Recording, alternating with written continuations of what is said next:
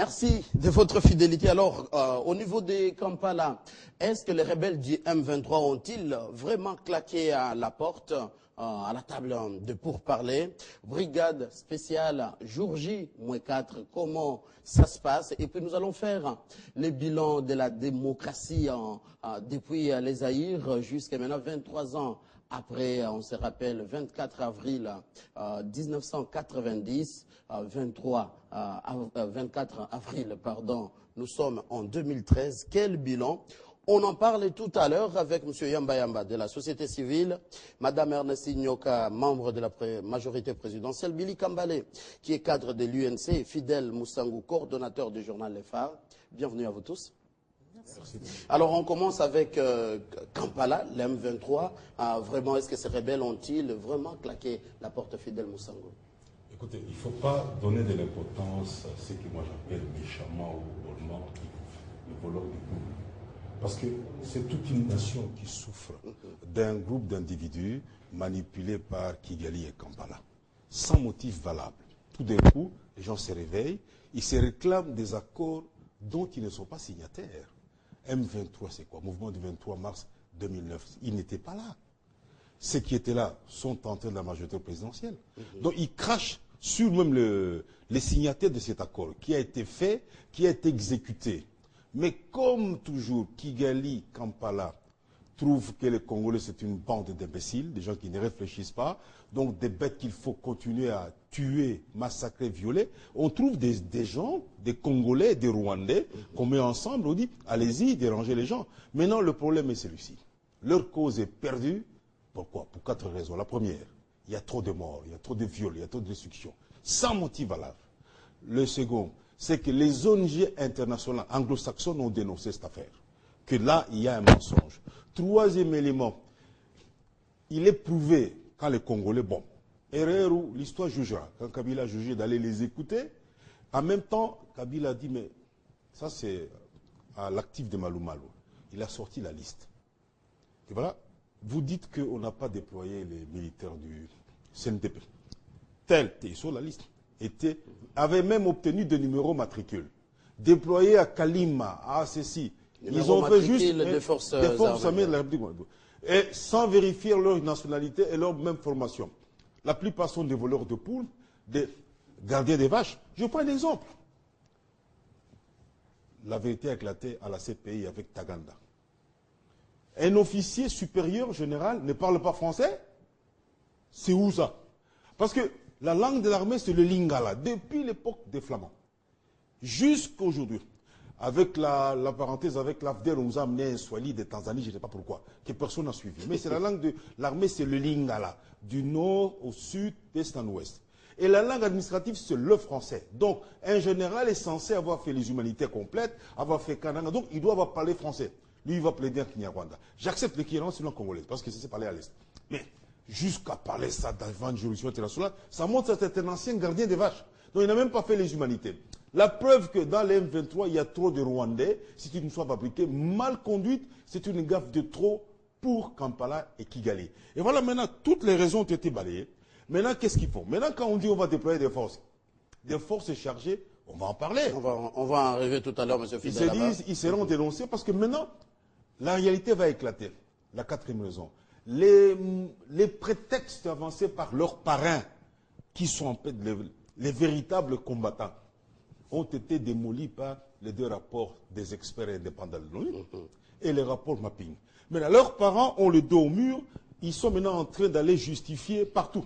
Ils passent leur temps à justifier. Malheureusement, il faut le dire, les M23 bénéficient des complices internes dans les institutions de la République, dans la presse aussi. À suivre, le ministre des Médias et porte-parole du gouvernement qui réagissait déjà, il a dit « Nous prenons acte de cela ». Selon vous, Norbert Yamba Yamba, si la délégation du M23 claquait à la porte, quelle serait maintenant la suite? Bon, merci d'abord l'opportunité que vous m'offrez.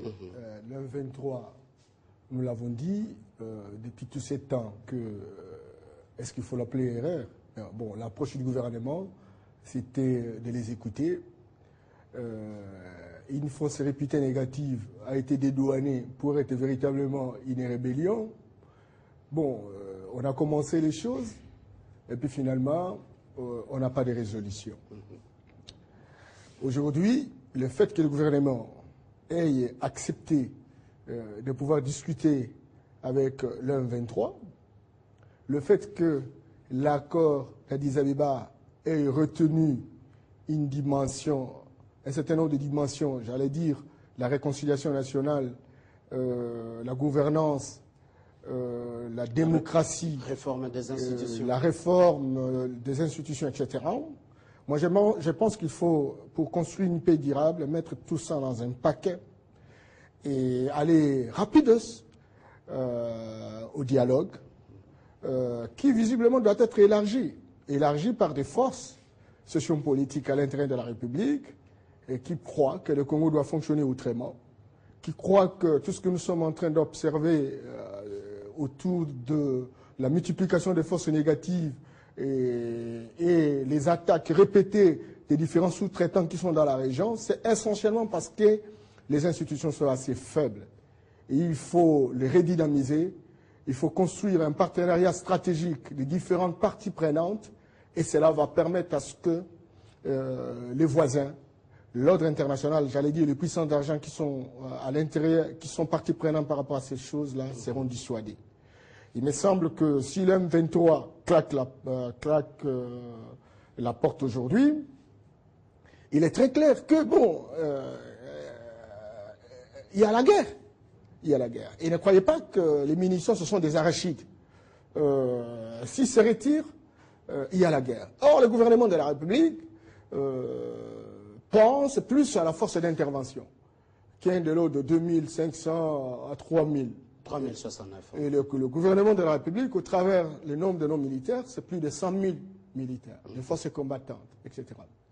Je suis en train de me poser la question si les 100 000 n'ont pas été à la hauteur, et quelle que soit la présence de ces 2500, quoi que ce soit de forces africaines, et l'expérience centrafricaine nous inquiète tout petit peu. Qu'est-ce que nous allons devoir faire?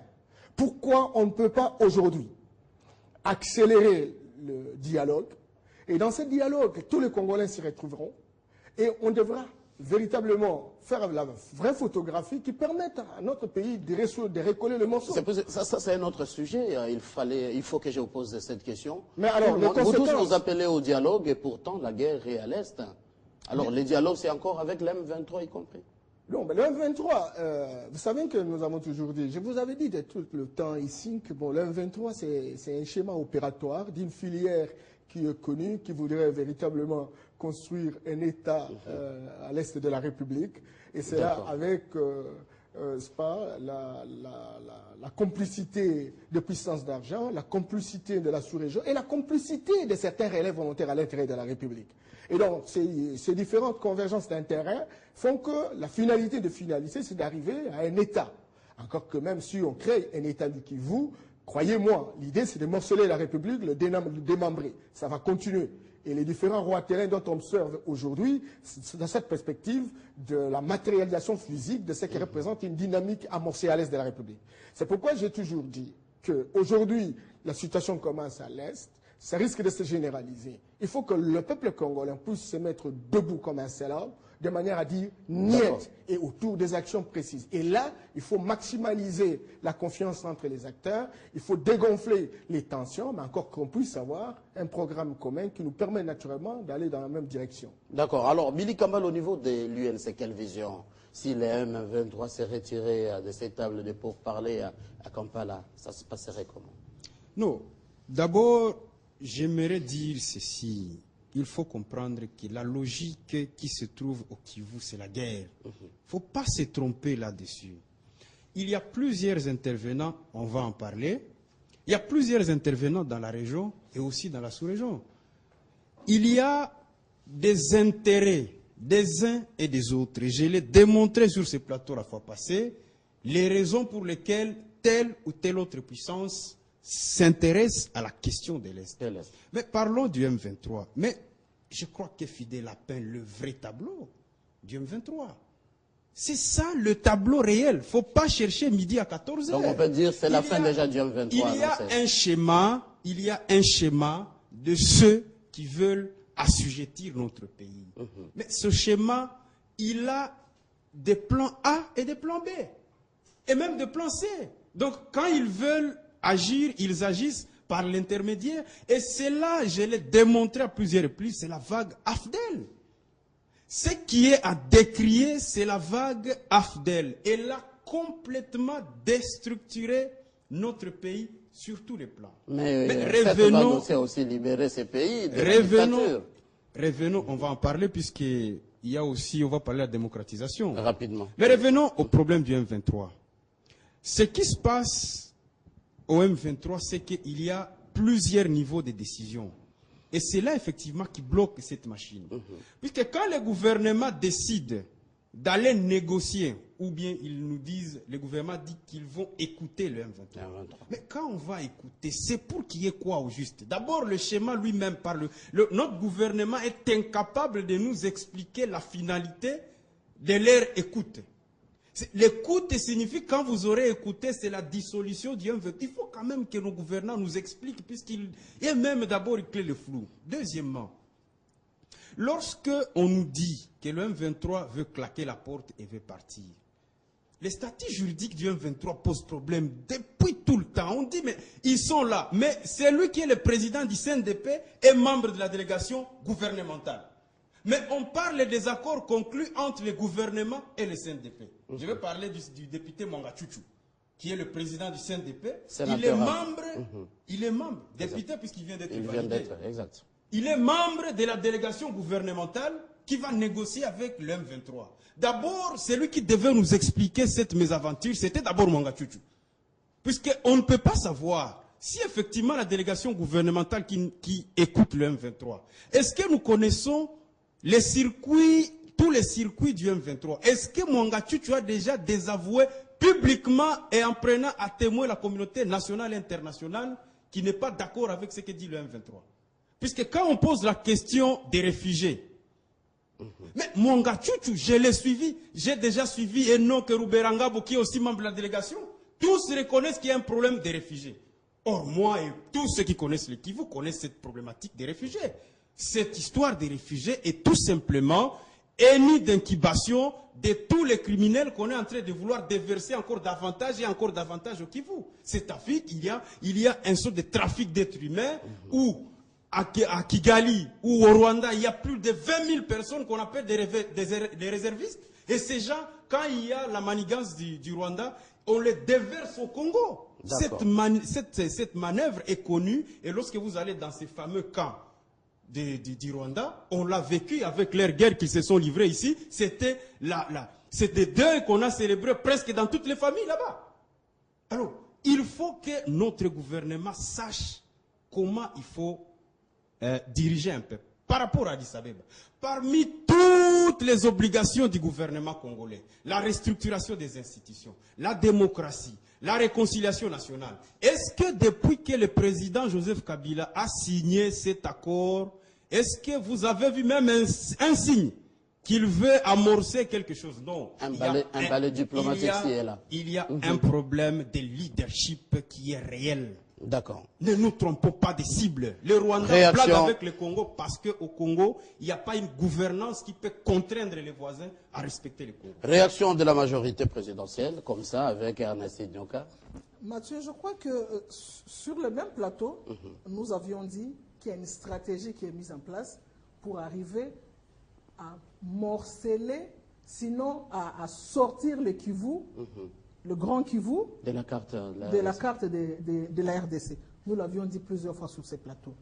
RCD, MLC, CNDP,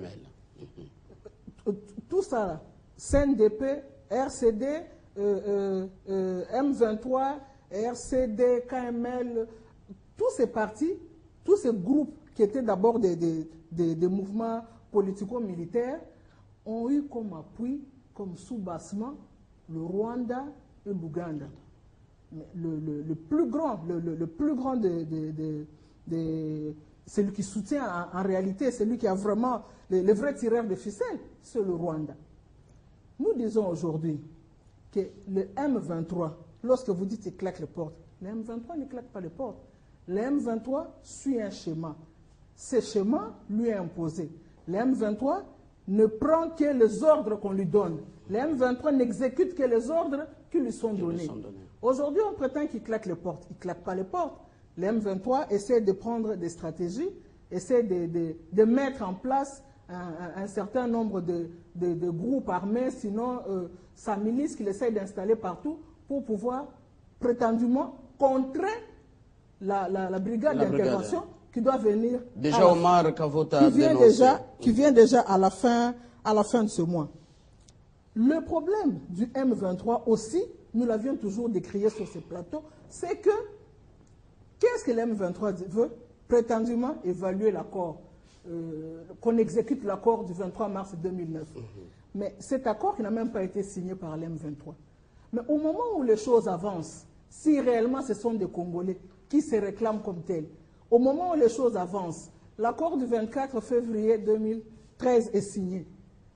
Dans les différents engagements, il y a l'aspect démocratie, il y a l'aspect réconciliation, il y a quand même quelque chose qui, pour des Congolais qui sont intéressés à la question du pays, les M23 pouvaient sauter sur l'occasion, essayer de démontrer que voilà les choses que nous voulons. Puisqu'ils prétendent, en gros, même lorsqu'on regarde les autres revendications qu'ils essaient de ramasser ça et là, lorsqu'ils essaient de rejoindre l'opposition, en fait, en réalité, pour eux, c'est la minorité Tutsi.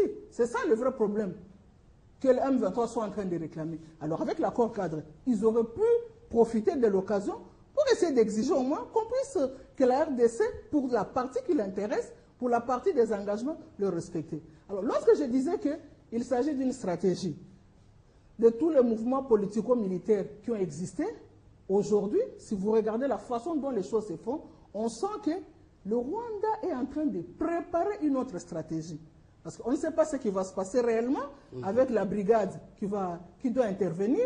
On ne sait pas quel est réellement l'avenir réel du M23. Maintenant, on soulève un problème, réel ou pas, avec les réfugiés rwandais. Qu'on voudrait déverser au Congo, prétendument, avec les accords soi-disant qui existent, les octroyer la nationalité congolaise. Il s'agit là de la vraie stratégie qui, en fait, veut que toute la partie orientale, une partie des provinces orientales, le Grand Kivu, peut-être une partie aussi un peu du Katanga, que cela puisse devenir la fameuse république dont rêve le Rwanda. Mais à ne pas oublier qu'il ne s'agit pas seulement de Rwanda, parce que quelque part, parmi les puissances occidentales, il y a des tireurs de ficelles. Exactement. Comme à l'intérieur du pays chez nous, si les choses se passent de cette façon-là aussi, il y a aussi des tireurs de ficelles.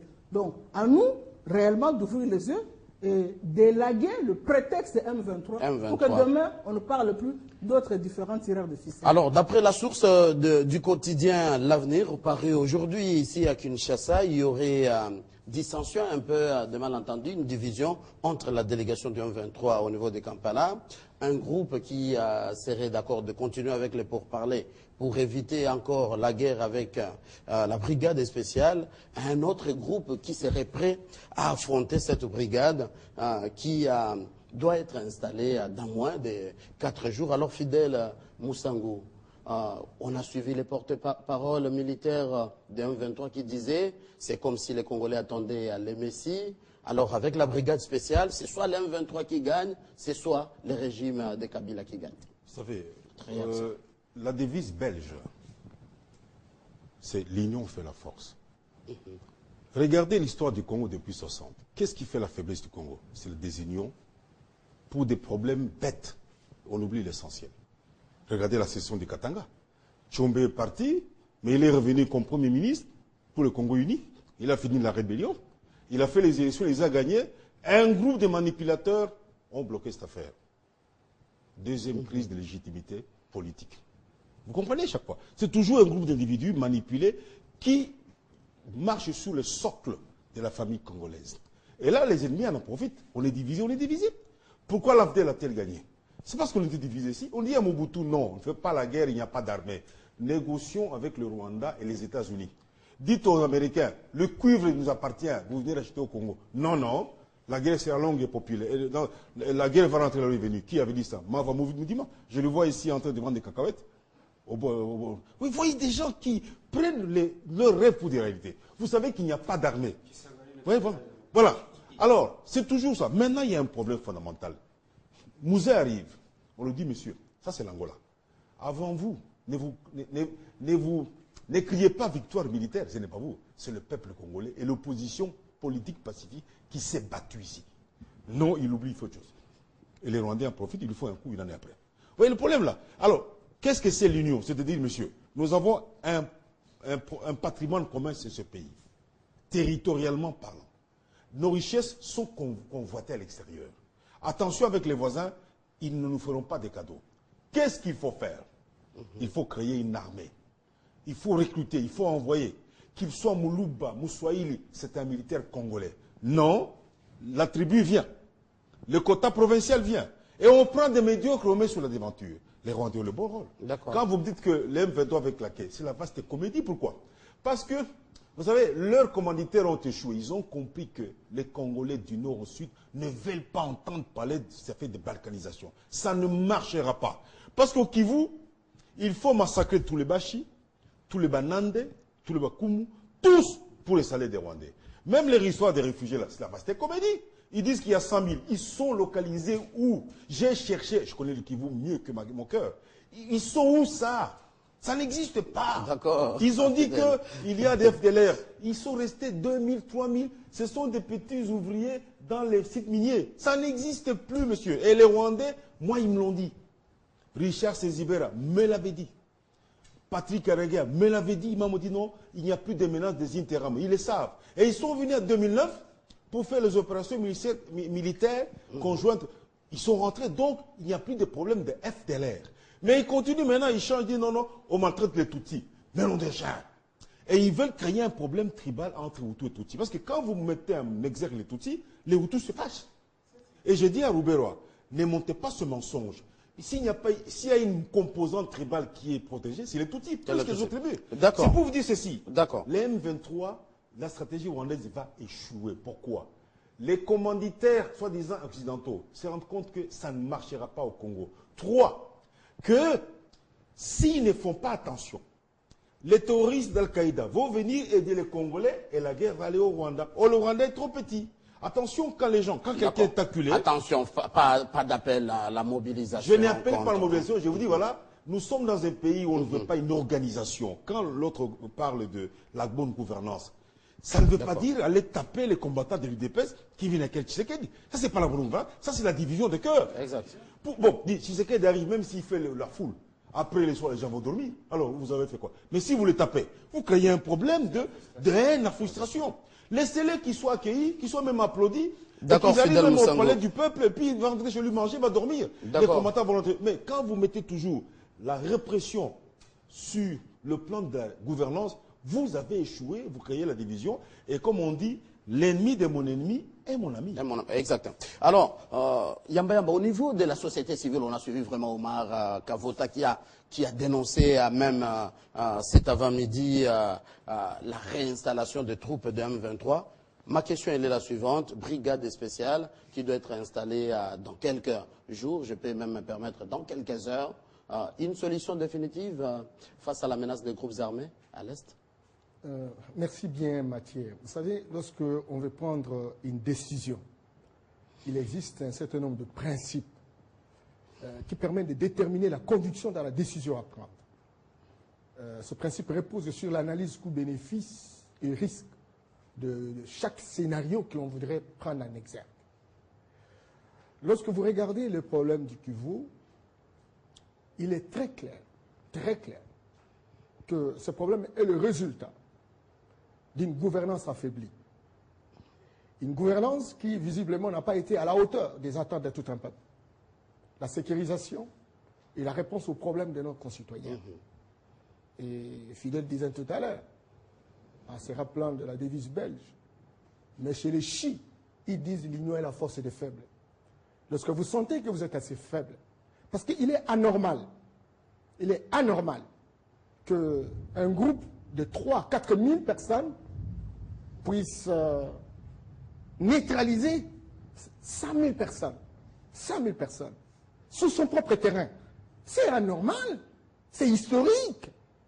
Et nous disons que si on est véritablement arrivé à cette situation, Simplement parce qu'il me semble qu'on n'a pas tenu compte de l'intégration de l'ensemble des concitoyens de la République. Alors ma question, Alors, est-ce la brigade spéciale, c'est ça la solution? On est mieux servi que par soi-même. Regardez la situation en Syrie. Regardez la situation en Afghanistan.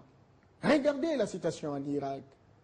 On a vu des forces, des grandes forces de feu qui visiblement auraient pu arrêter la situation en un seul jour. Et ça perdure. Ça continue à perdurer. Et lorsque vous faites le calcul en termes de coûts, de ce que représentent les pertes humaines, les pertes matérielles, les pertes financières, ça s'évalue en des milliards. Non, mon cher ami. Je crois que l'intelligence la plus élémentaire voudrait que lorsqu'on est en situation, un problème, en situation d'un problème bien déterminé, il faut faire cette analyse que je voudrais d'évoquer. Aujourd'hui, la force va venir. Et c'est une force fondamentalement africaine. Je n'ai pas de doute à la force africaine. Encore que l'expérience est très malheureuse. Parce que ce qu'on a observé en République centrafricaine montre très clairement que ces forces ne sont pas très dissuasives. Même si elles sont soutenues par la communauté internationale, encore quelque chose est toujours que ça apporte quelque chose. Mais je crois aujourd'hui, il est anormal que le gouvernement de la République puisse véritablement pencher toute sa vie, toute sa force, au travers d'une force de substitution. Et pourtant, on avait presque 10 ans pour organiser la paix, pour affirmer notre légitimité. Il faut que je termine par là, sincèrement. Ok, rapidement. On ne le fait pas. On croit que 2500 vont devoir terminer la situation. Et pourtant, tout le monde l'a reconnu, que la guerre que nous sommes en train de traverser, que nous connaissons, que nous subissons, c'est une guerre de convergence d'intérêts.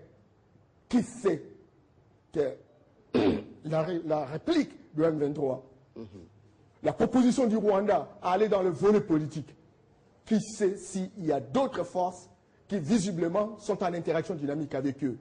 Donc, moi je pense aujourd'hui, sincèrement, qu'au lieu de continuer, parce que j'ai entendu même ceux qui passent à la télé dire que non, c'est fini la guerre. Il faut chuter. Oui, là je chute, oubliant que non, le pays se gère, et le pays se gère avec des normes. La démocratie participative voudrait que tout un chacun ait un mot à dire dans la performance de nos institutions. Il me semble que ce côté-là, ça traîne à venir. La réconciliation nationale pour dégonfler les tensions, ça traîne à venir. La démocratie elle-même qui visiblement pose un cadre d'autorégulation, ça traîne à venir. Et là, nous sommes victimes de notre propre turpitude. Il faut qu'on y aille directement vers l'essentiel. L'essentiel suppose que le Congo, c'est notre village et que nous avons la responsabilité de la rendre performant par la répartition des rôles, par le respect des uns et des autres, pas par la privatisation de la République. D'accord. C'est cela. Alors, Billy Kambale, la brigade spéciale, sous la direction du général tanzanien, vraiment une solution à la crise dans l'Est? Non, je crois que d'abord, ceux qui sont en train de crier victoire ne connaissent pas, ou bien ils connaissent, ou bien ils sont en train de vouloir altérer une vérité qui est connue.